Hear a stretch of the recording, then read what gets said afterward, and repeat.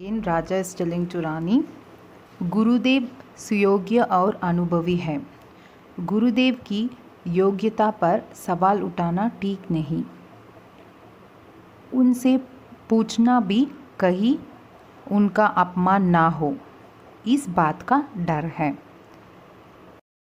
गुरुदेव का दरबार में प्रवेश। राजा, गुरुदेव को प्रणाम। गुरुदेव, चिरंजीवी हो, यशस्वी हो। आज आपके मुख पर चिंता की रेखा देख रहा हूँ। मुझे बताएं, शायद मेरे पास आपकी चिंता का समाधान हो। संकोच ना कीजिए। राजा मन ही मन साहस जुटाकर, गुरुदेव क्षमा करें। आपसे शिक्षा ग्रहण करते कई मास हो गए, पर मुझे कोई लाभ नहीं हो रहा है। ऐसा क्यों है? गुरुदेव शांत स्वर में, राजन, आप कारण समझ नहीं पा रहे हैं, इसीलिए परेशान और दुखी हैं। इसका कारण बहुत ही सीधा सा है। आप बहुत बड़े राजा हैं। पद और प्रतिष्ठा में आप मुझसे बड़े हैं, परंतु आपका और मेरा गुरु शिष्य का संबंध है।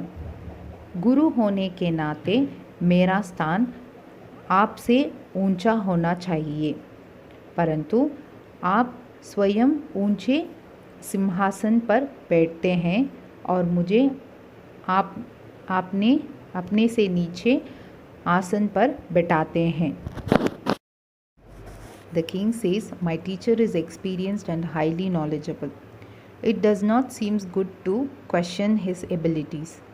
It might be disgraceful to question him, and I am afraid. In the third scene, the teacher enters the court. The king regards his teacher. The teacher, may you stay blessed and healthy. Today I can see worries on your face. May I know the reason? Can I give the solution for your worries? Don't hesitate. The king, gathering courageous in his heart,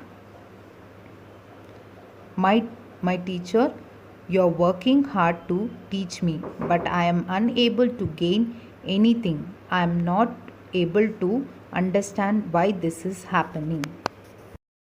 यही एक कारण है कि आपको शिक्षा प्राप्त नहीं हो रही है। आपके राजा होने के कारण मैं आपसे यह बात कह नहीं पा रहा था। आज आपने स्वयं पूछा तो मैं कह सका। यदि आप स्वयं नीचे बैठे और मुझे ऊंचे आसन पर बैठाएं, तो आप अवश्य ही शिक्षा प्राप्त कर पाएंगे।